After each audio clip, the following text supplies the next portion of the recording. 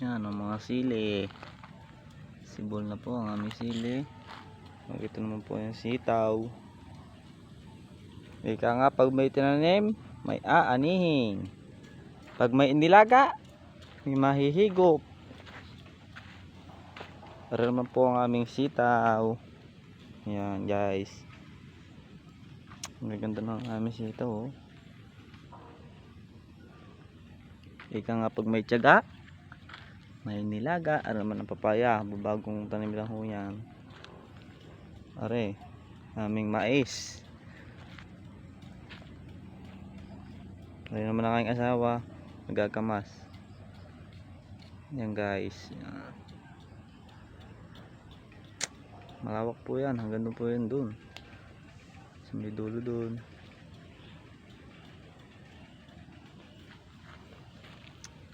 Punta tayo dito sa kamote, kamoteng kahoy. Yan, sibol na kamoteng kahoy. Para naman ang aming kadyos. Dami din naman yan namin tanim.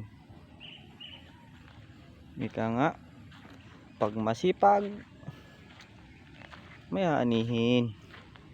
Yan, malawak din po yan. Talagang sawang-sawa na. Yan ang aming kamote. Kadyos. Hanggang dyan po yan.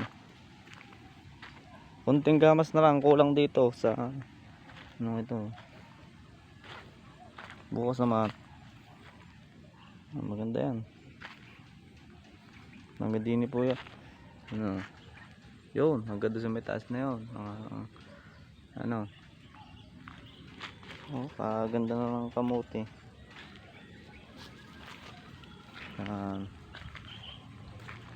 Papasil ko lang kayo dito sa aking maliit na taniman. Ika nga mapapagkakitaan di kahit na papaano. Kaya nga ika nga magsisimula ka sa maliit na negosyo hanggang sa mapalago mo. Yan na po ang aming mga okra. Okra naman po yan, okra. Okra. Sa mga mahilig sa okra dyan, mabisa pong kainin ang okra kasi may dala po yung masustansyang sa katawan natin. Yan ang mani, oh, kaganda ng mani, oh. Ang mani. Para may sitaw na pinabalag ko dito, yung pinakit ko dito sa anong kahoy ito. So, maganda din to. Para aking asawa, napakasipag niya. Naku po. Agang-aga pa ay nagyayakag na din sa aming taniman. Yan. Okay mga bebe loves.